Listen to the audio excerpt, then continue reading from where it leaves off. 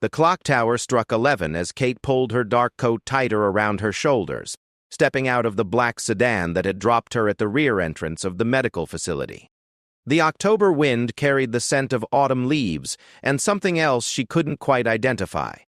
Perhaps the lingering smell of antiseptic that seemed to permeate every corner of the sprawling complex. She had made this journey countless times before, but tonight felt different. Tonight, there was an urgency that made her pulse quicken with each step toward the security checkpoint. Kate had built her reputation on being thorough, methodical, and above all, discreet.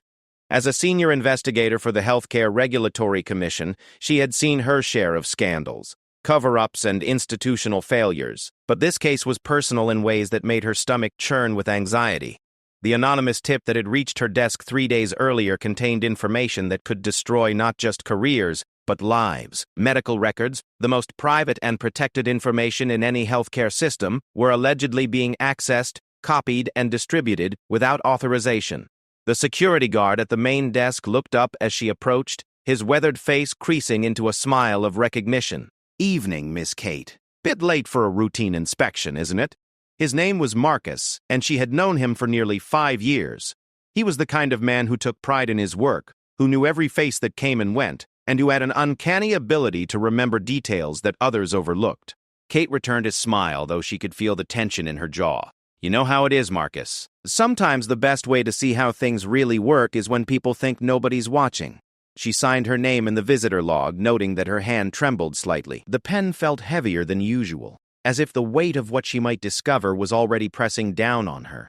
Marcus nodded knowingly and handed her a temporary security badge. "Building's pretty quiet tonight. Just the usual night shift in the emergency department and a few researchers burning the midnight oil in the lab wing. You need an escort? Or are you good to go on your own?" "I'll manage on my own, thanks. Probably best if word doesn't get around that I'm here." Kate clipped the badge to her coat and made her way toward the elevator bank. The marble floors of the lobby reflected the soft glow of security lighting, creating an almost ethereal atmosphere that made her footsteps echo louder than she would have liked. As the elevator carried her to the 4th floor, Kate reviewed the information that had brought her here. The anonymous tipster claimed to have evidence that someone within the hospital's information technology department was systematically accessing patient records without authorization. But this wasn't random data theft. The records being accessed all belonged to patients with high-profile cases, celebrities, politicians, and wealthy individuals, whose private medical information would be worth significant money to the right buyers. The elevator doors opened with a soft chime, and Kate stepped into the corridor that housed the hospital's administrative offices. The IT department was located at the far end of the hall, past accounting, human resources, and the chief medical officer's suite. Emergency lighting cast long shadows along the walls, and the only sounds were the distant hum of computers and the soft whir of ventilation systems. Kate had planned her approach carefully. The anonymous tip had included specific details about when and how the alleged security breaches were occurring. According to her source, the unauthorized access happened during the night shift, when fewer people were around to notice unusual activity. The perpetrator supposedly used legitimate login credentials to access the system, making the breach nearly impossible to detect through normal security protocols. She paused outside the IT department's glass doors, peering through the darkened office space. Banks of servers hummed quietly in a climate-controlled room, visible through an interior window. Workstations sat empty, their monitors displaying screensavers or login screens. But as her eyes adjusted to the low light, she noticed something that made her pulse quicken. One workstation near the back of the room showed signs of recent use. The monitor was active and she could see the faint glow of an open application. Kate tried the door handle and found it unlocked, unusual for a department that housed sensitive computer systems. She stepped inside, her senses heightened by the knowledge that she might not be alone in the building. The carpeted floor muffled her footsteps as she made her way toward the active workstation. What she found there made her blood run cold. The computer screen displayed a patient database, and the records currently open belonged to someone she recognized, a prominent local judge who had recently undergone treatment for a sensitive condition. The timestamp showed that the records had been accessed just minutes before her arrival. Kate's training kicked in as she began documenting what she found. She used her phone to photograph the screen, careful not to disturb anything that might constitute evidence. The database showed a pattern of access that went back weeks, possibly months. Dozens of high-profile patients, all accessed during night shifts, all by the same user account. The sound of footsteps in the corridor outside made her freeze. Someone was approaching the IT department, and she had nowhere to hide in the open office space. Kate quickly moved away from the workstation and positioned herself near a filing cabinet, hoping she could pass off her presence as a routine security inspection if confronted. The footsteps stopped directly outside the glass doors. Kate held her breath, waiting to see who would enter. The seconds stretched into what felt like hours before she heard the footsteps resume, moving away down the corridor. She waited several more minutes before allowing herself to exhale. When she was certain she was alone again, Kate returned to the workstation to continue her investigation. What she discovered over the next hour painted a picture of systematic privacy violations that went far beyond simple curiosity or gossip. The pattern of access suggested that someone was harvesting medical information for commercial purposes, possibly selling it to insurance companies, employers, or media outlets. The anonymous tip had mentioned that the perpetrator used legitimate credentials, which meant that someone with authorized access was abusing their privileges. Kate began cross-referencing the access logs with employee schedules, looking for patterns that might identify the individual responsible. As she worked, a disturbing possibility began to emerge. The timing of the unauthorized access didn't match the schedule of any single employee.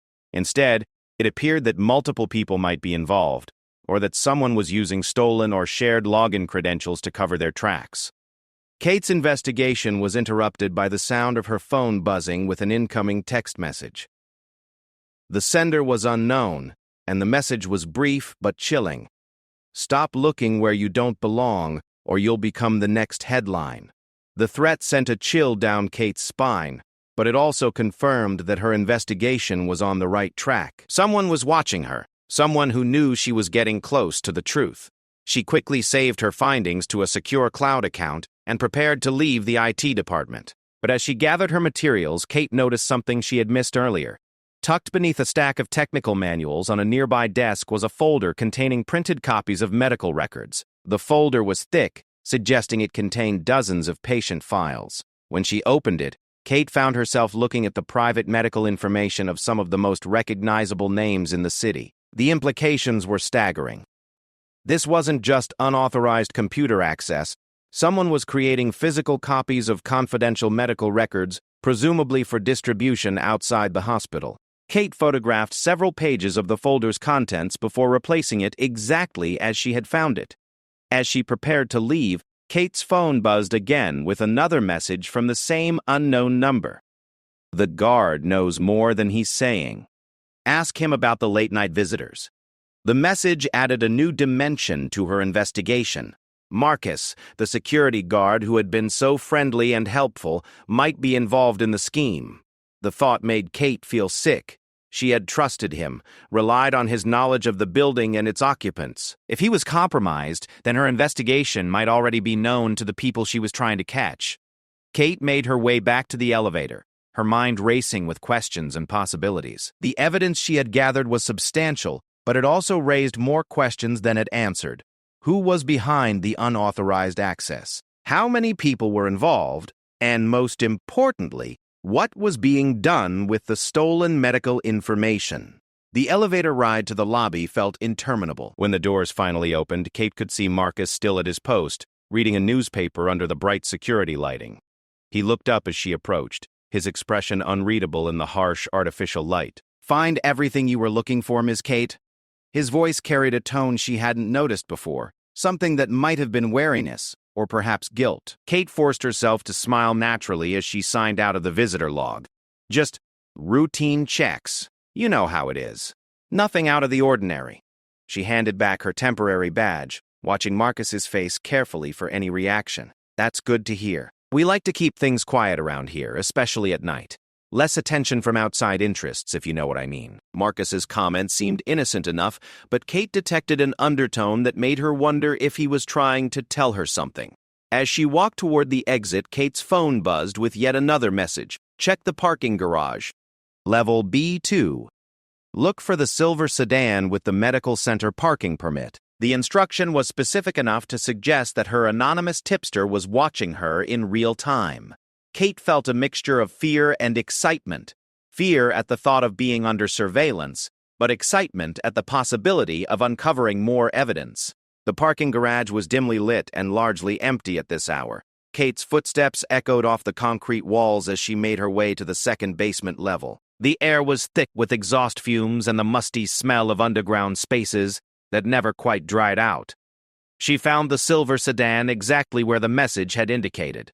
The car looked ordinary enough. A mid-sized domestic model with tinted windows and a current medical center parking permit displayed on the dashboard. But as Kate approached the vehicle, she noticed that the trunk appeared to be slightly ajar. Looking around to make sure she was unobserved, Kate carefully opened the trunk. What she found inside made her gasp audibly. Boxes of printed medical records. Hundreds of patient files organized by date and apparently sorted by the prominence or wealth of the patients.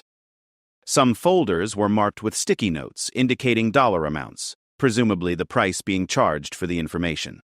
Kate began photographing the trunk's contents, working quickly but methodically to document everything she found. The scope of the operation was far larger than she had initially suspected. This wasn't the work of a single rogue employee acting on opportunistic impulses. This was an organized criminal enterprise operating within the hospital's own systems. Among the files, Kate found a ledger that detailed transactions going back more than a year. The amounts were significant. Thousands of dollars for individual patient records, with premium prices charged for celebrities, politicians, and wealthy business leaders. The ledger also contained contact information for buyers, suggesting a network of individuals and organizations willing to pay for illegally obtained medical information. As she photographed the ledger, Kate noticed that one name appeared repeatedly as both a seller and a coordinator of the operation. The name was familiar: Richard Hawthorne, the hospital's chief information officer, and the person responsible for maintaining patient privacy and data security. The irony was bitter. The very person charged with protecting patient confidentiality was orchestrating its systematic violation. Kate felt a surge of anger at the betrayal of trust, not just toward patients, but toward the entire medical profession. Her phone buzzed again with another message: "You have 5 minutes before security sweep. Take what you need and get out." The warning sent Kate into action. She quickly photographed the most important documents in the trunk, focusing on the ledger and any files that might contain evidence of the buyer's identities. As she worked, she could hear the distant sound of footsteps echoing through the parking garage. Kate carefully closed the trunk and made her way toward the exit, moving as quickly as she could without drawing attention. The footsteps were getting closer, and she could hear voices, at least 2 people, speaking in low tones that echoed off the concrete walls. She reached the stairwell just as 2 figures emerged from the elevator bank at the opposite end of the garage. In the dim light, she couldn't make out their faces, but their body language suggested urgency and purpose. Kate quietly opened the stairwell door and began climbing toward the ground level, her heart pounding with exertion and adrenaline. As she climbed, Kate's mind raced with the implications of what she had discovered. The medical records theft was far more extensive than she had imagined, involving not just unauthorized computer access but physical theft of files and an organized network of buyers. The involvement of Dr. Hawthorne, a senior administrator, suggested that the corruption extended to the highest levels of the hospital's leadership. But Kate also realized that her investigation had put her in significant danger. The threatening messages, the real-time surveillance, and the warning about the security sweep all indicated that someone was tracking her movements and monitoring her investigation. She needed to get the evidence to safety and begin building a case that could withstand legal scrutiny. Kate reached the ground level and carefully opened the stairwell door. The lobby was still quiet, with Marcus at his post and no signs of unusual activity. She walked calmly toward the main exit, nodding to Marcus as she passed. "Have a good evening, Ms. Kate. Hope your inspection went well." Marcus's tone was neutral, giving no indication of whether he suspected anything unusual about her visit. "Thank you, Marcus. See you next time." Kate pushed through the glass doors and stepped into the cool night air, feeling a sense of relief at being outside the building. But she also knew that her investigation was just beginning, and that the evidence she had gathered would need to be handled with extreme care to protect both herself and the patients whose privacy had been violated. The black sedan was waiting where she had left it, its driver reading a magazine under the parking lot lights. As Kate approached the car, she received one final message from her anonymous contact. "This is just the beginning. The network is bigger than you know. Trust no one inside the hospital. More evidence will follow." Kate settled into the back seat of the sedan, her mind already working on the next steps of her investigation. The driver glanced at her in the rearview mirror, noting her serious expression. "Everything all right, ma'am? You look like you've seen a ghost." Kate managed a tired smile. "Not a ghost exactly, but definitely something that shouldn't be there." As the car pulled away from the medical center, Kate began planning her strategy for exposing what might be the largest medical privacy scandal in the city's history. The evidence was damning, but she knew that bringing down an operation this sophisticated would require careful planning, absolute discretion, and probably a good deal of luck. The morning sun cast long shadows across Kate's home office as she spread the photographs from her midnight investigation across her desk. Each image told part of a story that was becoming more complex and disturbing with every detail she uncovered. The coffee in her mug had grown cold hours ago, but she barely noticed, absorbed in the task of organizing evidence that could expose one of the most significant medical privacy breaches in recent memory. Kate's house sat on a quiet residential street, surrounded by mature oak trees that provided both beauty and privacy. She had chosen this location specifically for its seclusion, knowing that her work often required discretion and security.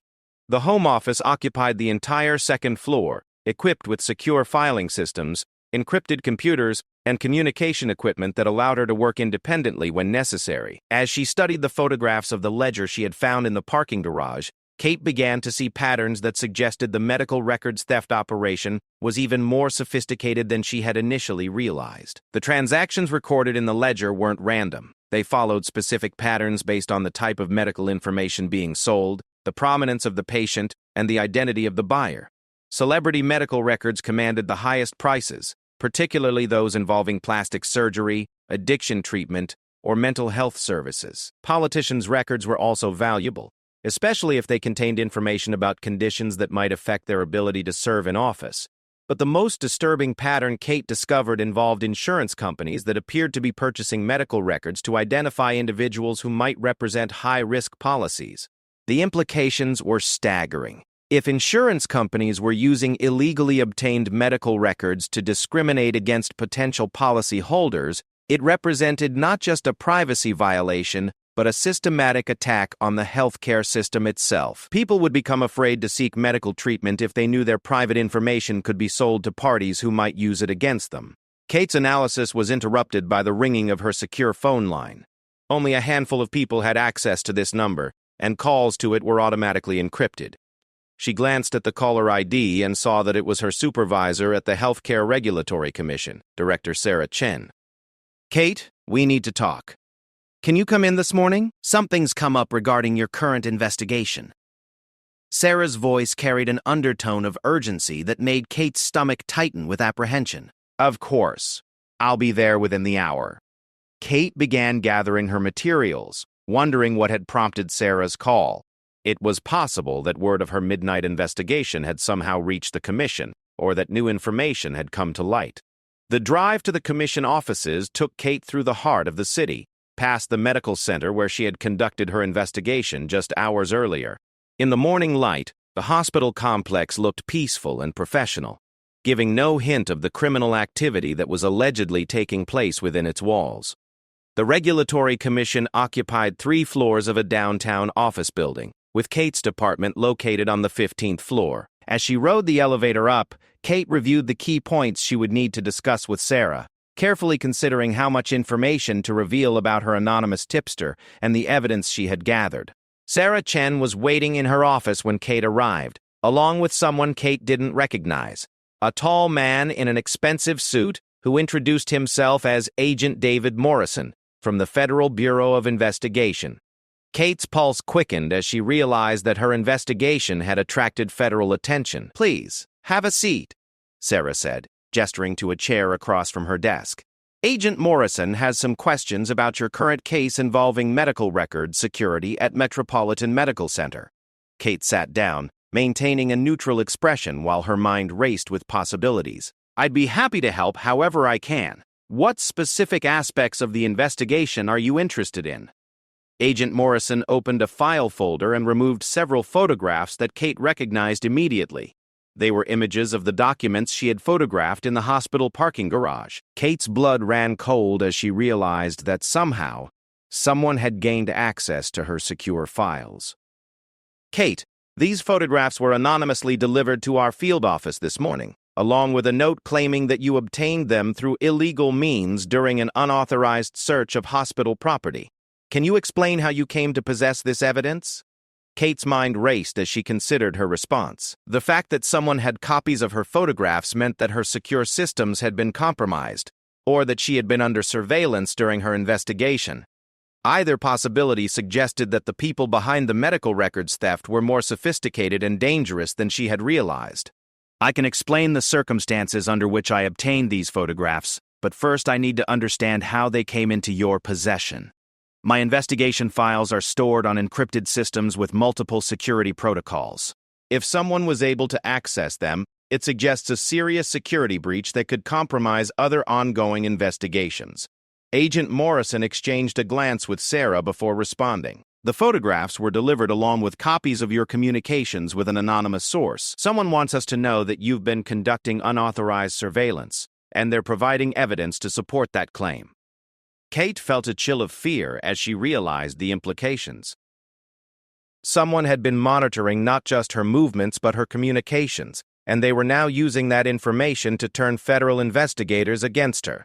It was a sophisticated counterattack designed to discredit her investigation and protect the medical records theft operation. Director Chen, Agent Morrison, I need to share some information with you that will put these photographs in proper context. But first, I need assurance that this conversation will remain confidential until we can determine who else might be compromised. Sarah nodded seriously. You have that assurance. Tell us what you've discovered. Over the next hour, Kate provided a detailed account of her investigation, beginning with the anonymous tip and continuing through her midnight visit to the medical center. She shared the evidence she had gathered, the patterns she had identified, and her suspicions about the scope of the criminal operation. When she finished, Agent Morrison was taking detailed notes, and Sarah was leaning forward in her chair with an expression of growing concern. Kate, if what you're describing is accurate, we're looking at a criminal enterprise that could affect thousands of patients and potentially hundreds of buyers of illegal medical information. That's exactly what I believe we're dealing with, Kate replied. But the fact that someone was able to monitor my investigation and access my secure files suggests that the operation has resources and capabilities we haven't fully understood. Agent Morrison closed his notebook and looked directly at Kate. We're going to need your full cooperation in expanding this investigation. The FBI has jurisdiction over healthcare fraud that crosses state lines, and the evidence you've gathered suggests this operation may extend well beyond the local medical center. You'll have my complete cooperation, Kate said. But I think we need to assume that all of our communications are being monitored and that anyone connected to the medical center could potentially be compromised. Sarah pulled out a secure communication device that Kate recognized as military-grade encrypted equipment. We'll establish a secure communication protocol for this investigation. Agent Morrison, what resources can the FBI provide? We can assign a task force to work with your commission, including cybersecurity specialists, who can help us understand how your systems were compromised. We'll also need to coordinate with local law enforcement and possibly other federal agencies if the scope continues to expand. Kate felt a mixture of relief and apprehension. The federal involvement meant that her investigation would have the resources needed to uncover the full extent of the medical records theft. But it also meant that the stakes had been raised considerably. Criminal enterprises sophisticated enough to monitor federal investigations were typically well-funded and potentially dangerous. There's something else you both need to know, Kate said. I received several threatening messages during my investigation last night. Someone was tracking my movements in real time and warning me to stop looking where I didn't belong. The book is about history. Agent Morrison's expression grew more serious. Do you still have those messages? Kate pulled out her phone and showed them the text messages she had received. Morrison photographed each message with his own device before making additional notes in his file. We'll need to analyze these messages and try to trace their origin. The level of real-time surveillance you experienced suggests either sophisticated technical capabilities or inside knowledge of your movements. Sarah stood up and walked to the window overlooking the city. Kate, I'm going to need you to suspend your independent investigation while we coordinate with federal authorities. The people behind this operation have demonstrated that they're willing to monitor and threaten investigators, and I won't have you operating without proper backup. Kate understood the logic of Sarah's decision, but she also knew that suspending her investigation could give the criminals time to cover their tracks or destroy evidence. I understand your concern, Director Chen, but we also need to consider that delay could allow them to eliminate evidence or warn other participants in the network. Agent Morrison nodded in agreement. Ms. Kate makes a valid point. However, we can't have civilian investigators operating independently in a case that involves federal crimes and potential danger to witnesses. What I propose is that we integrate your investigation into our task force, with proper security protocols and backup. The compromise satisfied Kate's need to continue the investigation while addressing Sarah's concerns about security. They spent the next 2 hours planning the expanded investigation, identifying key targets, and establishing secure communication protocols. As the meeting concluded, Agent Morrison handed Kate a secure phone and a set of emergency contact numbers. If you receive any more threats or notice any unusual surveillance, contact me immediately. Don't try to handle it on your own. Kate left the commission office with mixed feelings. The federal involvement meant her investigation would have the resources needed to succeed, but it also meant that her comfortable anonymity was gone. From this point forward, she would be operating as part of a high-profile federal investigation that could attract significant attention from both the media and the criminals they were pursuing. The drive home took her past the medical center again, and Kate found herself studying the building with new eyes. Somewhere inside that complex, a criminal operation was continuing to steal and sell private medical information. The perpetrators now knew that federal investigators were involved, which meant they would either try to cover their tracks or escalate their efforts to protect themselves. Kate's phone buzzed with an encrypted message from Agent Morrison. Task Force meeting tomorrow 0800. Secure location. New intelligence suggests the operation may be larger than we initially thought. The message reinforced Kate's belief that they were dealing with something far more complex than a simple privacy breach. As she pulled into her driveway, Kate noticed a car parked across the street that she didn't recognize. The driver appeared to be reading a newspaper, but something about the situation made her uneasy. Rather than going directly into her house, Kate walked to her mailbox and casually glanced toward the unfamiliar car. The driver was a middle-aged man wearing sunglasses and a baseball cap, the kind of generic appearance that suggested professional surveillance. When he noticed Kate looking in his direction, he started the car and drove away without looking back. The incident confirmed Kate's suspicion that she was now under surveillance by the people she was investigating. The message was clear. They knew who she was, where she lived, and they wanted her to know they were watching. It was an intimidation tactic designed to make her abandon the investigation. Instead, the surveillance had the opposite effect. Kate felt a surge of anger at the violation of her privacy and the implicit threat to her safety. These people were not just stealing medical records. They were threatening anyone who tried to stop them. The personal nature of the threat made Kate more determined than ever to see the investigation through to its conclusion. Once inside her house, Kate activated her own security systems and began reviewing the evidence she had gathered with fresh eyes. The involvement of Dr. Coppett. Hawthorne, the chief information officer, suggested that the corruption extended to the highest levels of the medical center's administration. But Kate suspected that Hawthorne was not the mastermind of the operation. The level of organization and the sophisticated counter-surveillance suggested someone with even more resources and connections. Kate's analysis was interrupted by her doorbell. She checked the security monitor and saw a delivery person with a package. But something about the situation made her cautious. She wasn't expecting any deliveries, and the timing seemed suspicious given the events of the past 24 hours. Instead of answering the door, Kate activated her external speaker system. Please leave the package by the door. I'm not available to sign for it right now. The delivery person hesitated for a moment before placing the package down and walking back to his truck. Kate watched through her security cameras as the truck drove away, noting the license plate number and the company name on the side. After waiting several minutes to ensure the delivery person had truly left, Kate cautiously opened her front door and examined the package. It was addressed to her, but the return address was generic and provided no indication of the sender. The package was small and lightweight, suggesting it contained documents rather than any kind of device. Kate brought the package inside and examined it carefully before opening it. Inside, she found a thick folder containing what appeared to be additional medical records, along with a handwritten note that made her blood run cold. "You've seen only the beginning," the note read. "The network includes people you trust. The medical center is just one source. Stop now or the consequences will extend beyond your career." The folder contained medical records for patients at 3 different hospitals, suggesting that the theft operation was far more widespread than Kate had realized. The records included detailed psychiatric evaluations, addiction treatment records, and sensitive surgical procedures. Exactly the type of information that would be most valuable to buyers seeking to exploit or blackmail individuals. Kate immediately called Agent Morrison's secure number to report the delivery. "Agent Morrison, I just received another package with what appears to be additional evidence, but the accompanying note suggests that the operation extends to multiple hospitals and includes people I trust." "Don't touch anything else in that package," Morrison replied immediately. "We're sending a forensics team to collect it and check your house for surveillance devices. The fact that they know your home address and are making direct contact suggests an escalation in their tactics."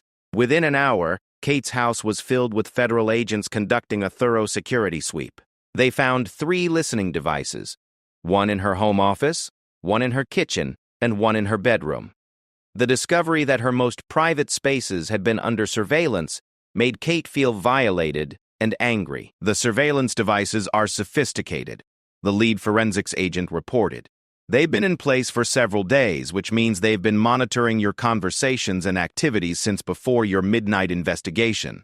The implication was disturbing. Someone had anticipated Kate's involvement in the medical records case and had arranged for surveillance before she had even received the anonymous tip. It suggested a level of planning and resources that indicated a truly professional criminal operation. Agent Morrison gathered Kate and the forensics team in her living room to discuss the implications of their discoveries. "We're clearly dealing with an organization that has significant resources and sophisticated capabilities. The fact that they were able to identify and target you suggests either inside information or comprehensive surveillance of healthcare investigators." Kate felt a chill as she realized the full implications. "Agent Morrison, if they were monitoring me before I received the anonymous tip, it's possible that the tip itself was part of their plan. They may have wanted me to discover the evidence at the medical center." The thought that she might have been manipulated from the beginning made Kate question everything about her investigation. Had she been led to discover exactly what someone wanted her to find? Was the evidence she had gathered genuine, or had it been planted to misdirect the investigation? "We need to consider that possibility," Morrison agreed. "But we also can't ignore the evidence you've gathered. The medical records in both the original discovery and this new package are genuine. We verified that through preliminary checks. Someone is definitely stealing and selling private medical information." The forensics team finished their work as evening approached, leaving Kate's house equipped with new security devices and secure communication equipment. Agent Morrison assigned 2 agents to maintain surveillance of her house, ostensibly for her protection but also to monitor anyone who might attempt to make contact with her. As Kate settled down for the evening, she reflected on how dramatically her investigation had evolved in just 24 hours. What had begun as a routine inquiry into possible privacy violations had become a federal investigation involving multiple agencies, sophisticated criminal enterprises, and personal threats against investigators. The evidence suggested that medical records theft was occurring on a scale that could affect thousands of patients and potentially compromise the privacy of anyone seeking medical treatment. The financial incentives were enormous. Private medical information could be worth thousands of dollars to the right buyers, and the volume of potential victims was virtually unlimited. But Kate also realized that the investigation had made her a target. The surveillance of her home, the threatening messages, and the escalating intimidation tactics suggested that the people behind the medical records theft were willing to go to considerable lengths to protect their operation. Despite the personal risk, Kate was more committed than ever to seeing the investigation through to its conclusion. The violation of patient privacy represented a fundamental attack on the trust that made healthcare possible. If people couldn't trust that their medical information would remain confidential, they would avoid seeking treatment, potentially leading to preventable illness and death. As she prepared for bed, Kate received one final encrypted message from Agent Morrison. Task Force briefing moved to 0600. New intelligence suggests imminent threat to evidence destruction. All team members report immediately if contacted by unknown parties. The message suggested that the investigation was entering a critical phase. Kate set her alarm for 5 a.m. and tried to get some rest, knowing that the next day would likely bring new revelations and potentially greater dangers. The criminal organization had demonstrated its sophistication and reach, but Kate was confident that the combined resources of federal and state investigators would ultimately prevail. Outside her window, Kate could see the unmarked car containing the federal agents assigned to monitor her house. Their presence was both reassuring and sobering. Reassuring because it provided security, but sobering because it confirmed that the threat against her was real and immediate. Kate drifted off to sleep, wondering what new developments the morning would bring, and whether the people behind the medical records theft would escalate their tactics in response to the expanded federal investigation. The Federal Task Force headquarters buzzed with activity at 6 in the morning as Kate arrived for the emergency briefing. The temporary command center had been established in a secure government building downtown, complete with encrypted communication systems, digital forensics laboratories, and a situation room equipped with wall-mounted monitors displaying evidence timelines and suspect information. Agent Morrison met Kate at the security checkpoint, his expression more serious than she had seen before. "We received intelligence overnight that suggests the medical records theft operation is planning to destroy evidence and possibly eliminate key witnesses. The situation has become critical." Kate followed Morrison through a series of secure corridors to the main briefing room, where she found herself surrounded by federal agents, cybersecurity specialists, and investigators from multiple agencies. The scope of the task force surprised her. Clearly, the investigation had attracted attention at the highest levels of law enforcement. "Ladies and gentlemen," Morrison addressed the room, "we're dealing with what appears to be the largest medical privacy breach in U.S. history. Our investigation has uncovered evidence of systematic theft of medical records from multiple healthcare facilities, with an estimated 10,000 patients affected and millions of dollars in illegal transactions. The numbers were staggering." Kate had suspected the operation was large, but the scale revealed by the federal investigation exceeded her worst fears. 10,000 patients meant that virtually every prominent individual in the city could have had their private medical information stolen and sold. Morrison clicked to the next slide, which displayed a network diagram showing connections between various healthcare facilities, suspected participants, and known buyers of stolen information. The operation appears to be coordinated by a central organization that recruits employees from multiple hospitals and medical centers. They provide technical support, maintain buyer networks, and handle the financial transactions. Kate studied the network diagram and noticed several disturbing patterns. The operation wasn't limited to one city or even one state. Connections extended across the country, suggesting a truly national criminal enterprise. Healthcare facilities in major metropolitan areas were all represented, indicating that the theft was occurring simultaneously in multiple locations. "Agent Morrison," Kate asked, "do we have any intelligence about who's running this organization? The level of coordination suggests someone with significant resources and connections." Morrison nodded and clicked to a new slide showing surveillance photographs of several individuals. "We've identified what we believe to be the leadership structure. The central figure appears to be someone with the alias, the broker. We don't have a real name yet, but this person coordinates all the transactions and maintains relationships with the buyers." The surveillance photos showed individuals entering and leaving various medical facilities, meeting in restaurants and hotels, and conducting what appeared to be business transactions. But the faces were often obscured or photographed from distances that made identification difficult. "The broker uses sophisticated communication methods and rarely meets face-to-face with subordinates," Morrison continued. "Most coordination is done through encrypted messaging systems and anonymous financial transfers. The people we can identify appear to be mid-level operatives who recruit hospital employees and handle day-to-day operations. A cybersecurity specialist stepped forward to address the group. We've analyzed the technical methods used to access hospital computer systems.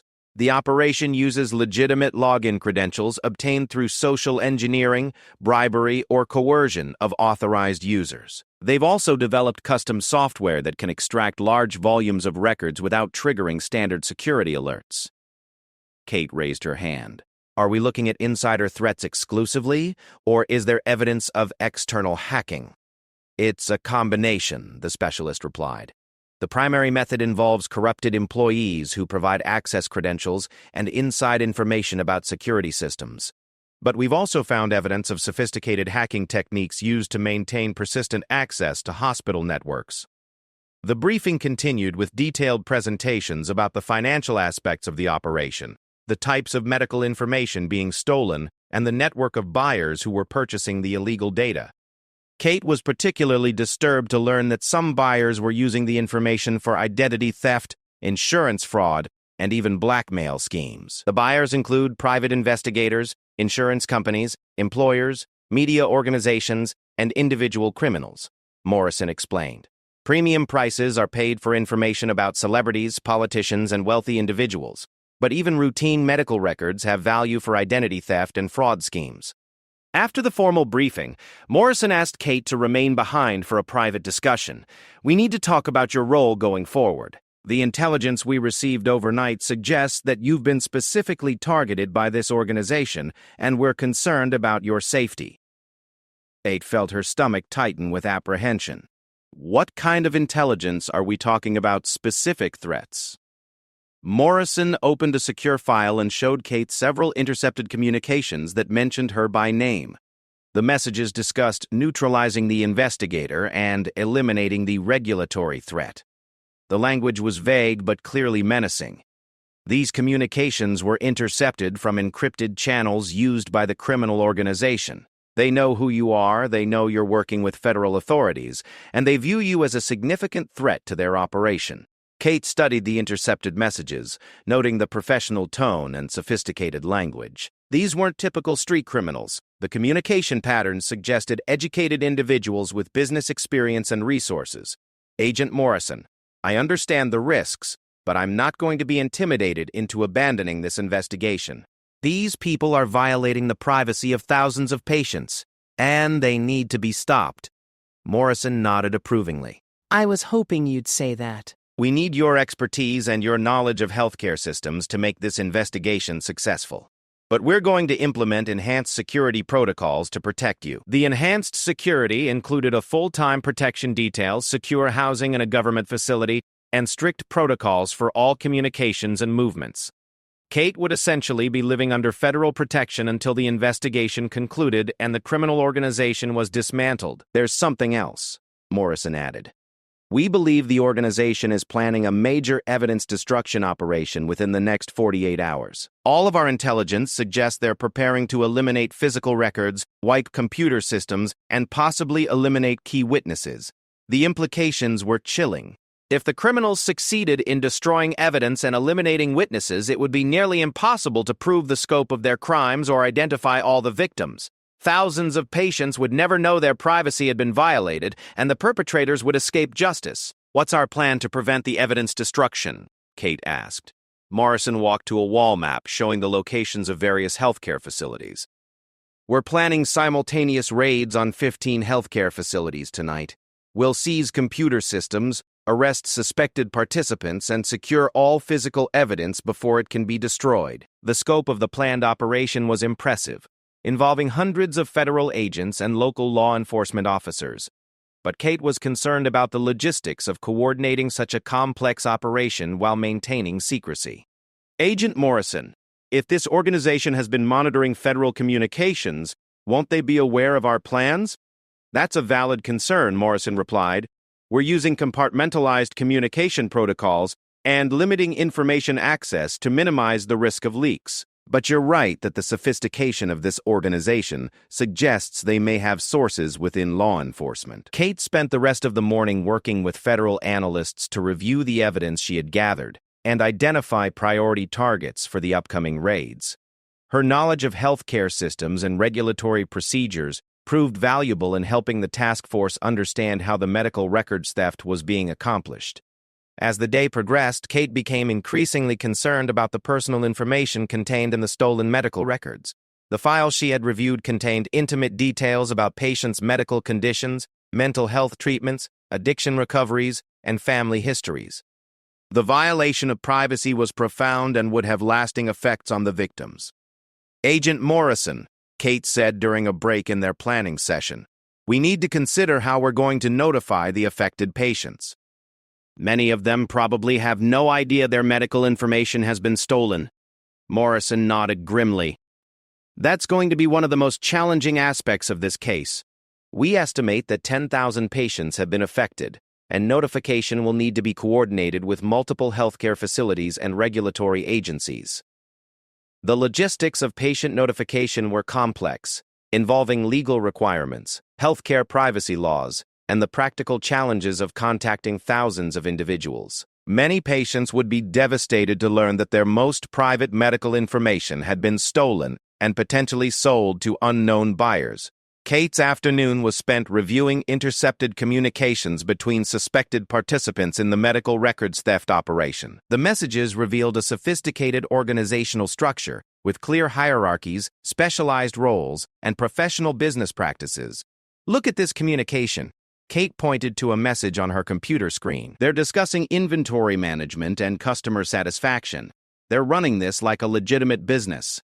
The professionalization of the criminal operation made it both more effective and more dangerous. Unlike disorganized criminal enterprises, this group had developed efficient systems for recruiting personnel, managing operations, and maintaining customer relationships.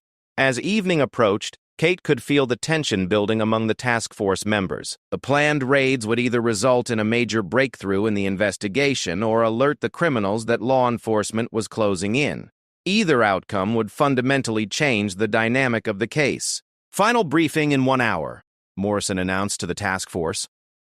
"All teams report to the Situation Room for operational assignments and last-minute intelligence updates." Kate was assigned to monitor communications during the raids, using her knowledge of healthcare systems to help interpret any evidence that was discovered. She would be stationed at the command center with direct communication links to all the raid teams. During the final briefing, Kate learned that the raids would target not just healthcare facilities, but also residential addresses where suspected participants lived and worked. The scope of the operation had expanded based on intelligence gathered throughout the day. "Remember," Morrison addressed the assembled agents, "we're dealing with an organization that has demonstrated willingness to threaten and potentially harm investigators. Assume that all suspects are aware of law enforcement interest and may have prepared defensive measures." The warning about defensive measures concerned Kate. If the criminals had been monitoring the investigation, they might have prepared for raids by destroying evidence, fleeing their residences, or even setting up ambushes for law enforcement. As the raid teams departed for their assignments, Kate settled into the communications center to monitor the operations. Banks of radio equipment, computer monitors, and telephone systems allowed her to follow the progress of all 15 simultaneous raids in real time. The first reports came in at exactly midnight. Team Alpha reporting successful entry at Metropolitan Medical Center. No resistance encountered. Beginning evidence seizure. Over the next hour, similar reports came in from raid locations throughout the city. The operations appeared to be proceeding smoothly, with suspects being arrested and evidence being secured without significant complications. But Kate noticed a disturbing pattern in the reports. Several of the targeted locations were found to be empty, with evidence of hasty evacuation. Computer systems had been wiped, filing cabinets were empty, and personal belongings had been removed. "Agent Morrison," Kate called across the communications center. "It looks like they were warned. Multiple locations show signs of recent evacuation." Morrison joined Kate at her monitoring station and reviewed the incoming reports. His expression grew increasingly grim as he read updates from the various raid teams. Team 7 reporting target residence abandoned. Evidence of accelerated departure within the last few hours. Team 12 finding empty office space at medical center. Computer hard drives physically removed from systems. The pattern was consistent across multiple locations. The criminal organization had received advance warning of the raids and had evacuated key personnel and evidence. The careful planning and coordination of the law enforcement operation had been compromised. "We have a leak," Morrison said quietly. Someone with access to our operational plans warned the organization. The implications were sobering. If someone within the task force was feeding information to the criminals, it would explain how the organization had been able to stay ahead of the investigation. It would also mean that Kate's personal safety could be compromised by the very people assigned to protect her. Kate continued monitoring the raid reports, hoping that at least some of the operations would yield useful evidence or arrests. But as the night progressed, it became clear that the criminal organization had successfully anticipated the law enforcement response. Team 5 reporting one arrest at Memorial Hospital. Subject identified as IT technician James Crawford. Computer equipment secured but appears to have been wiped recently. The arrest of Crawford represented the first significant success of the evening. Kate hoped that interrogation of the suspect would provide intelligence about the organization's structure and plans. "Agent Morrison, I recommend we focus our immediate efforts on the Crawford interrogation. He may be our best source of information about how the organization learned about our raids." Morrison agreed and assigned Kate to assist with the interrogation. Her knowledge of healthcare systems and the specific methods used in the medical records theft could help identify inconsistencies in Crawford's statements. Crawford was a 28-year-old IT technician who had worked at Memorial Hospital for 3 years. His employment record showed no previous criminal activity, and his supervisors described him as reliable and technically competent. But his financial records revealed deposits that couldn't be explained by his hospital salary. "Mr. Crawford," Kate began the interrogation, "we have evidence that you accessed patient medical records without authorization and provided that information to outside parties. We'd like to give you an opportunity to cooperate with our investigation." Crawford initially denied any wrongdoing, claiming that his access to patient records was part of his legitimate job responsibilities. But when Kate presented evidence of his financial transactions and unauthorized after-hours access to computer systems, his demeanor began to change. "Look, I didn't hurt anybody," Crawford finally admitted. "I just provided some information to people who said they needed it for legitimate business purposes. I didn't know they were doing anything illegal." Kate exchanged a glance with Morrison. Crawford's admission represented the first direct confirmation of insider participation in the medical records theft. "Who were these people, Mr. Della?" "Crawford? How did they first contact you?" Crawford described being approached by someone who claimed to represent a medical research company that needed access to patient records for statistical analysis. The initial payments were small, but they gradually increased as Crawford provided more information. "They told me the research was helping to improve patient care," Crawford said. "They showed me official-looking documents and said everything was legal." Kate suspected that Crawford was either lying or had been deliberately deceived about the true nature of the operation. The level of organization and security awareness suggested that the criminals would not have revealed their true purposes to low-level participants. "Mr. Crawford, did these people ever mention other hospitals or other employees who were providing similar information?" Crawford hesitated before answering. "They mentioned that they had sources at other facilities, but they never gave me specific names.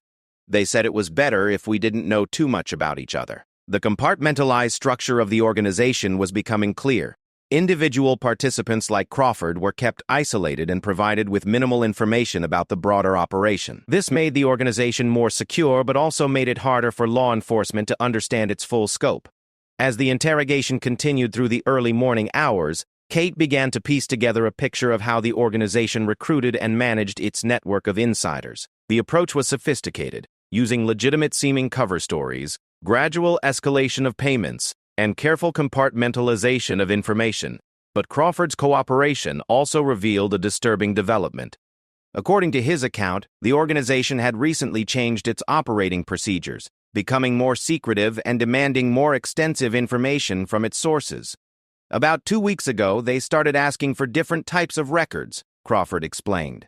"Instead of just statistical information, they wanted complete files for specific patients. They gave me lists of names and told me to get everything I could find." The timeline coincided with Kate's initial investigation, suggesting that the organization had modified its operations in response to regulatory attention. The shift from statistical data to complete patient files represented a significant escalation in the scope and severity of the privacy violations. Kate concluded the interrogation with a new understanding of the criminal organization's structure and methods. The use of compartmentalization, legitimate cover stories, and graduated recruitment suggested a professional operation with experience in avoiding law enforcement detection. But Crawford's cooperation had also provided law enforcement with its first insider view of the organization's operations. His detailed account of recruitment methods, communication procedures, and operational changes would be invaluable in identifying other participants and predicting future activities. As dawn broke over the city, Kate reflected on the events of the past 24 hours. The failed raids had been disappointing, but Crawford's arrest and cooperation represented a significant breakthrough. The investigation was entering a new phase, with direct evidence of criminal activity and insider knowledge of the organization's operations. However, the successful evacuation of other targets confirmed that the organization had sophisticated intelligence capabilities and possibly sources within law enforcement. Kate knew that future operations would need to account for this security threat and develop methods to prevent further leaks of sensitive information. 3 days after the failed raids, Kate found herself in a secure conference room deep within the federal building, staring at a wall covered with photographs, documents, and connection diagrams that told the story of the most complex criminal investigation she had ever encountered.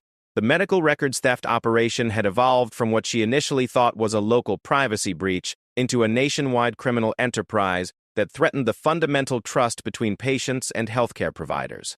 Agent Morrison entered the room carrying a thick file folder and wearing an expression that Kate had learned to associate with significant developments in the case. "We've had a breakthrough," he announced, setting the folder on the conference table. "Crawford's cooperation led us to another insider at Regional Medical Center, and this one has been keeping detailed records." Kate opened the folder and found herself looking at what appeared to be a complete accounting of the criminal operations activities over the past 18 months. Bank statements, communication logs, patient record transaction histories, and even photographs of meetings between criminal participants created a comprehensive picture of organized medical privacy violations. Dr. Amanda Foster, head of medical records at Regional, has been documenting everything since she was recruited into the organization 6 months ago, Morrison explained. She claims she was gathering evidence to expose the operation, but her financial records show she received over $200,000 in payments. Kate studied Dr. Banspin Foster's documentation with growing amazement. The level of detail was extraordinary. Not only did Foster record the specific patient records that were stolen and sold, but she also documented the buyers, the prices paid, and the methods used to access and transmit the information. "This is incredible," Kate said, reviewing Foster's transaction logs. She's documented over 3,000 individual patient records being sold to 47 different buyers. The total revenue exceeded $2 million just from her facility alone. The financial scope of the operation was staggering. If Regional Medical Center represented typical activity for the criminal organization, and if similar operations were running at facilities across the country, the total revenue could exceed $50 million annually. Morrison pulled out a map of the United States marked with red dots indicating confirmed or suspected criminal activity. Based on Foster's documentation and our ongoing investigation, we now believe the organization is active in at least 25 major metropolitan areas. Each location appears to have multiple healthcare facilities involved. Kate counted the red dots on the map and calculated the potential scope of victim impact. If each location is generating revenue similar to what Foster documented, we could be looking at hundreds of thousands of affected patients nationwide. The human cost of the operation was overwhelming. Each stolen medical record represented a profound violation of privacy that could affect the victim for years to come. Patients whose mental health records were sold might face employment discrimination. Individuals whose addiction treatment was documented might be blackmailed. Celebrities and politicians whose medical information was stolen could face public humiliation or extortion attempts. "Agent Morrison," Kate asked, "do we have any intelligence about the central organization that's coordinating all of these local operations?" Morrison opened a second folder containing surveillance photographs and financial transaction records. We're getting closer to identifying the leadership structure. Foster's records include communications with someone she refers to as the coordinator. We believe this person manages operations for the entire eastern region. The surveillance photographs showed individuals meeting in hotels, restaurants, and office buildings across several states. The faces were often obscured, but the pattern of meetings and the timing of communications suggested a highly organized management structure. The coordinator uses sophisticated communication security. Morrison continued. Encrypted messaging, anonymous email accounts, and financial transactions through offshore banking systems. But Foster's documentation includes some unguarded communications that might help us identify this person. Kate reviewed the communication logs and noted that the coordinator occasionally referenced personal details that could be useful for identification. Mentions of family members, travel plans, and business relationships provided glimpses into the person's real identity. Look at this message. Kate pointed to an entry in Foster's log. The coordinator mentions having to attend a medical conference in Chicago and being concerned about missing a daughter's piano recital. Those are specific enough details that we might be able to cross-reference them with conference attendance records. Morrison made notes about the potential leads while Kate continued reviewing Foster's documentation. The level of organization and professional management revealed by the records suggested that the criminal enterprise was being run like a legitimate business, with marketing strategies, customer service protocols, and quality control measures. This communication is particularly interesting. Kate highlighted another entry. The coordinator is discussing expansion plans and mentions recruiting someone with regulatory experience who could help the organization stay ahead of law enforcement attention. The reference to recruiting someone with regulatory experience sent a chill through Kate. It suggested that the criminal organization was aware of the types of investigations that healthcare regulators conducted and was actively seeking to infiltrate or influence the regulatory process. Morrison's expression grew serious as he read the communication Kate had highlighted. If they're trying to recruit regulatory officials, it could explain how they've been able to stay ahead of our investigation. It might also mean that other regulatory agencies have been compromised. Kate felt a wave of paranoia as she considered the implications. The healthcare regulatory community was relatively small, and most senior investigators knew each other professionally. If the criminal organization had successfully recruited regulatory officials, it could have access to information about ongoing investigations across multiple agencies.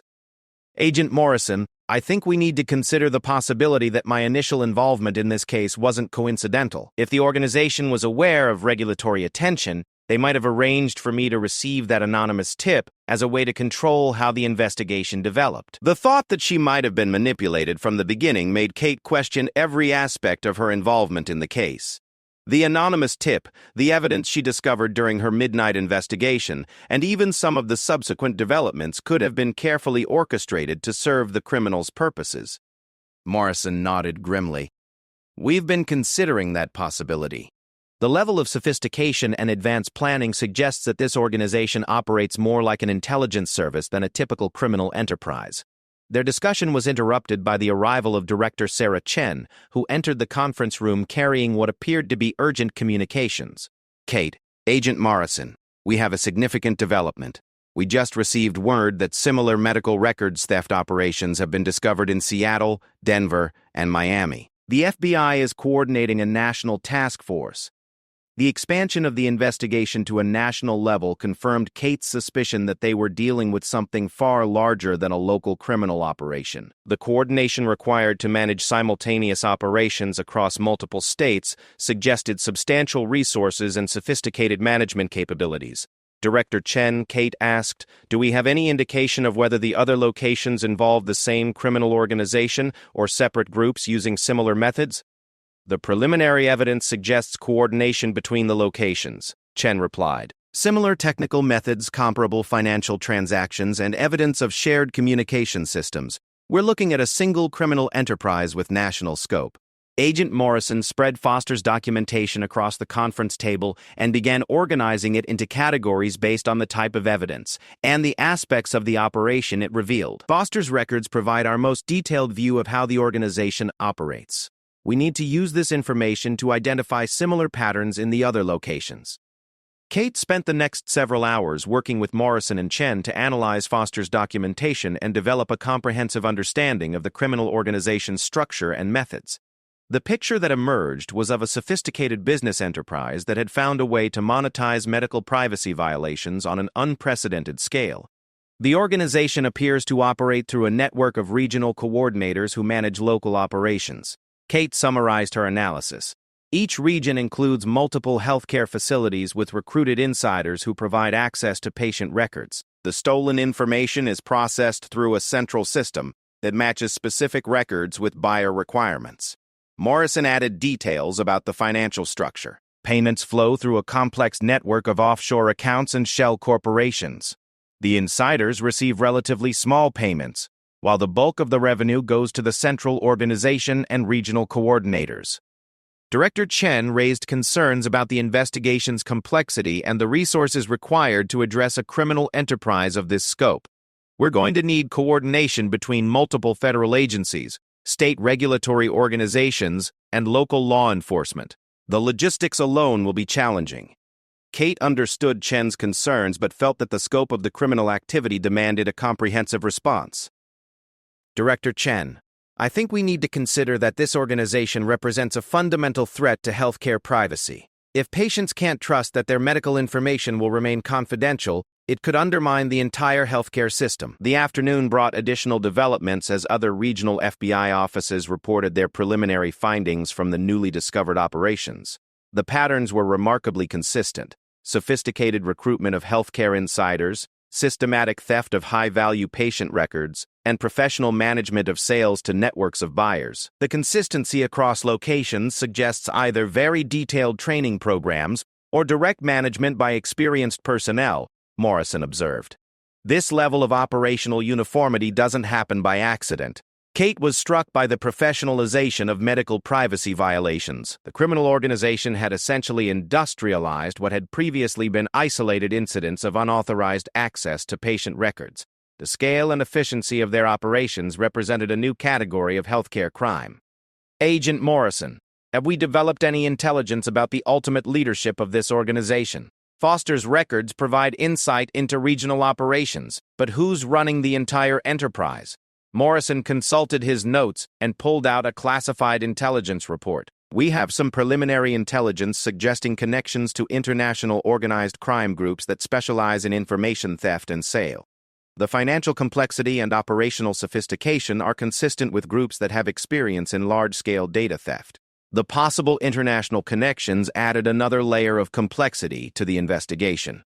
If the medical records theft was being managed by experienced international criminals, it would explain the sophisticated security measures, professional operational methods, and ability to stay ahead of law enforcement attention. Kate's analysis was interrupted by an urgent phone call from Agent Morrison's supervisor. The conversation was brief but clearly significant, based on Morrison's changing expression and the notes he was taking. We have a major development, Morrison announced after ending the call. Dr. Foster has agreed to cooperate fully with the investigation in exchange for a plea agreement. She's willing to help us identify other participants and potentially make contact with the coordinator. The offer of cooperation from Foster represented a significant breakthrough, but Kate was concerned about the risks involved. Agent Morrison, if Foster makes contact with the coordinator, won't that alert the organization that we've identified a key participant? Morrison nodded in acknowledgement of the risk. That's a valid concern, but Foster claims she can make contact under the pretense of reporting security concerns about the recent law enforcement activity. She might be able to gather intelligence about the organization's plans without revealing her cooperation. Director Chen expressed reservations about using Foster in an undercover capacity. Given the sophistication of this organization and their demonstrated awareness of law enforcement attention, I'm concerned that any contact attempt could expose Foster to significant personal risk. Kate understood Chen's concerns but felt that the potential intelligence value justified careful consideration of Foster's offer. What if we develop a very limited and controlled approach? Foster could make initial contact to gauge the coordinator's current security concerns and operational status. The debate continued for another hour as the team weighed the potential benefits and risks of using Foster as an informant. The decision would need to be made carefully, with extensive planning and security measures to protect Foster while maximizing the intelligence value of any contacts she made. As evening approached, Kate reflected on how dramatically the investigation had evolved since her midnight visit to the medical center just days earlier. What had begun as a routine investigation of possible privacy violations had become a complex federal investigation involving multiple agencies, sophisticated criminals, and potential national security implications. The evidence gathered so far painted a picture of organized crime that had found a way to systematically exploit weaknesses in healthcare privacy systems. The financial incentives were enormous, the technical barriers were manageable for skilled criminals, and the detection risks were relatively low compared to other types of large-scale theft. "Agent Morrison," Kate said as they prepared to conclude the day's briefings, "I think we need to consider that this investigation represents more than just a criminal case. If this organization can systematically access medical records from healthcare facilities across the country, it suggests fundamental vulnerabilities in our healthcare privacy infrastructure." Morrison agreed with Kate's assessment. "You're right. This case has implications that extend beyond law enforcement into healthcare policy, information security, and regulatory oversight. We'll need to coordinate with additional agencies and organizations to address the systemic issues that made this criminal enterprise possible." Director Chen gathered the day's documentation and prepared to brief her superiors about the investigation's expansion and complexity. "Kate, Agent Morrison, I want you both to know that this investigation has attracted attention at the highest levels of government. The potential impact on public trust in healthcare privacy has significant policy implications." Kate felt both pride and apprehension at the recognition of the investigation's importance. The case had grown beyond anything she had initially envisioned, and the responsibilities were correspondingly greater. But she remained committed to seeing the investigation through to its conclusion, and ensuring that the criminals responsible were held accountable for their systematic violation of patient privacy. As the team prepared to leave for the day, Kate received a secure message on her encrypted phone. The sender was identified only as a friend, and the message was brief but alarming. "Foster cannot be trusted. The coordinator knows about her cooperation. Proceed with extreme caution." Kate immediately showed the message to Morrison and Chen. The warning suggested that the criminal organization had penetrated law enforcement communications or had sources within the investigation team. Either possibility had serious implications for both the investigation's security and Foster's personal safety. "We need to assume that our communications are compromised and that Foster is in immediate danger," Morrison said after reading the message. "I'm calling for emergency protective custody and a complete security review of all investigation protocols." Kate's phone buzzed again with another message from the same sender. The midnight raids were expected. Someone close to the investigation has been feeding information to the organization. Trust no one with access to operational plans.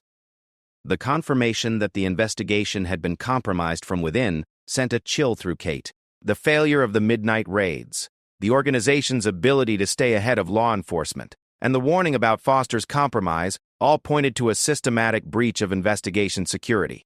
Director Chen immediately initiated emergency protocols to secure all investigation materials and isolate key team members until the source of the security breach could be identified. Kate found herself wondering whether the person sitting next to her in briefings could be the source feeding information to the criminals. As federal agents began implementing enhanced security measures, Kate realized that the investigation had entered its most dangerous phase. The criminal organization was aware of law enforcement activities. They had demonstrated willingness to threaten investigators, and they apparently had sources within the investigation itself. But Kate also knew that the stakes were too high to abandon the investigation due to security concerns. Thousands of patients had already had their privacy violated, and the criminal organization showed no signs of reducing their activities.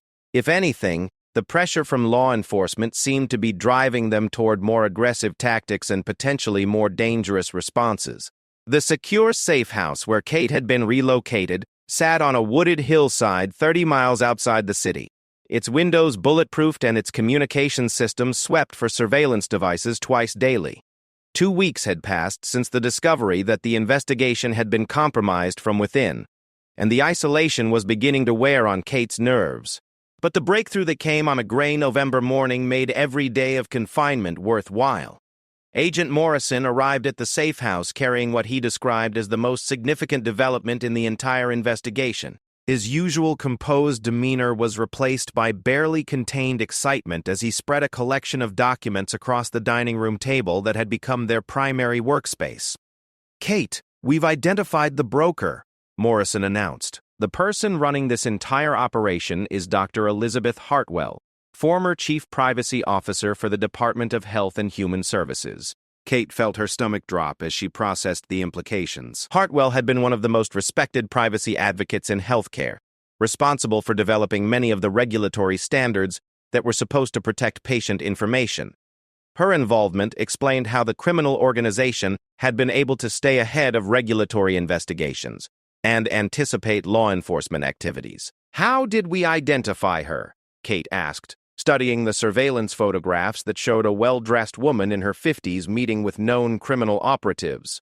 Morrison explained that the breakthrough had come from analyzing financial transactions and communication patterns from multiple sources. Efforts documentation included encrypted communications that we were finally able to decode. The encryption key led us to offshore financial accounts controlled by shell corporations, and the financial trail eventually led to Hartwell. The evidence was overwhelming. Bank records showed that Hartwell had received over $12 million through various accounts linked to the medical records theft operation. Communication intercepts revealed her coordinating activities across multiple states and managing relationships with buyers of stolen information. "The most disturbing part," Morrison continued, "is that Hartwell used her knowledge of healthcare privacy regulations to design an operation that would be difficult to detect through normal oversight mechanisms. She knew exactly how to exploit weaknesses in the system she had helped create." Kate reviewed Hartwell's background and felt a sense of betrayal that went beyond professional disappointment. Hartwell had been a mentor to many healthcare privacy professionals, including Kate herself. She had written influential papers on patient privacy rights and had testified before Congress about the need for stronger protections. "Agent Morrison, if Hartwell has been running this operation while maintaining her reputation as a privacy advocate, how many other regulatory officials might be compromised? She would have had access to information about investigations across multiple agencies." The question highlighted one of the most troubling aspects of Hartwell's involvement. As a former senior government official, she maintained extensive contacts throughout the healthcare regulatory community. Her knowledge of ongoing investigations, enforcement priorities, and regulatory weaknesses would have been invaluable to a criminal enterprise. Morrison opened another file containing intercepted communications between Hartwell and unknown associates. "We believe she's been feeding information about regulatory investigations to other criminal organizations as well. This operation may be just one part of a larger network focused on exploiting healthcare information systems." Kate felt the scope of the case expanding again as she considered the implications of Hartwell's broader criminal activities. If she was selling regulatory intelligence to multiple criminal organizations, the threat to healthcare privacy extended far beyond the medical records theft operation they had been investigating. "What's our plan for apprehending Hartwell?" Kate asked. "Given her knowledge of law enforcement procedures and her apparent network of informants, a traditional arrest operation could be challenging." Morrison described a complex plan involving multiple agencies and international cooperation. Hartwell is currently believed to be in Switzerland, managing operations from a location that provides legal protection from U.S. law enforcement. "We're working with international partners to coordinate her apprehension and extradition." The international aspects of the case added layers of complexity that could delay resolution for months or even years. But Kate understood that Hartwell's arrest was crucial not just for the medical records theft case, but for preventing her from continuing to compromise other healthcare investigations. Their discussion was interrupted by the arrival of Director Sarah Chen, who had driven to the safe house to discuss the latest developments and plan the final phases of the investigation. Her expression was serious as she reviewed the evidence against Hartwell. "Kate, Agent Morrison, the identification of Hartwell has significant implications beyond this individual case." Chen began. "We're dealing with systematic corruption that may have affected multiple regulatory agencies and compromised numerous investigations." Kate understood that the discovery of Hartwell's involvement would require a comprehensive review of every investigation and regulatory action that she might have influenced during her government service. The scope of potential damage could affect thousands of cases and years of regulatory enforcement efforts. Director Chen, Kate asked, "What's our plan for addressing the broader implications of Hartwell's corruption?" "We need to identify other cases that may have been compromised and assess the damage to regulatory integrity." Chen outlined a multi-phase approach that would begin with securing Hartwell's arrest and recovering evidence of her criminal activities. Subsequent phases would involve reviewing all investigations and regulatory actions that she might have influenced, identifying other potentially compromised officials, and implementing enhanced security measures to prevent similar corruption. Agent Morrison received a secure communication during their discussion and announced another significant development. "We have confirmation that Hartwell is planning to leave Switzerland within the next 72 hours. International partners are prepared to apprehend her during transit, but the timing will be critical. The urgency of apprehending Hartwell before she could relocate to a country without extradition agreements added pressure to coordinate the international operation quickly and effectively." Kate felt a mixture of anticipation and anxiety as she realized that the investigation was approaching its climax. "What evidence do we have that will support prosecution once Hartwell is apprehended?" Kate asked. "Given her knowledge of legal procedures and her resources, she'll likely mount a sophisticated defense." Morrison reviewed the accumulated evidence against Hartwell, which included financial records, communication intercepts, witness testimony from cooperating insiders, and documentation of the criminal organization's structure and activities. The case appeared to be strong, but Kate knew that prosecuting a former senior government official would present unique challenges. Director Chen raised concerns about the potential impact of Hartwell's prosecution on public trust in healthcare privacy regulation. "We need to be prepared for significant media attention and public skepticism about the integrity of healthcare oversight. This case will likely prompt calls for comprehensive reforms." Kate agreed that the case would have far-reaching implications for healthcare privacy policy and regulatory oversight. But she also believed that exposing and prosecuting the corruption was essential for restoring public trust and preventing similar violations in the future. Their planning session was interrupted by urgent communications from the international task force coordinating Hartwell's apprehension. She had been located at a private airport in Geneva, apparently preparing to board a flight to a non-extradition country. "All units are in position," Morrison reported, "monitoring communications from the international operation. Swiss authorities are coordinating with Interpol for immediate apprehension." Kate felt her pulse quicken as she realized that Hartwell's arrest would represent the culmination of weeks of intensive investigation and personal risk. The evidence they had gathered would finally be tested in the legal system, and the victims of the medical records theft would have the possibility of justice. The communication from Geneva came through clearly. Target apprehended without incident. Evidence secured. Beginning extradition procedures. Kate felt a surge of relief and satisfaction at the news of Hartwell's arrest. The investigation that had begun with her midnight visit to the Focus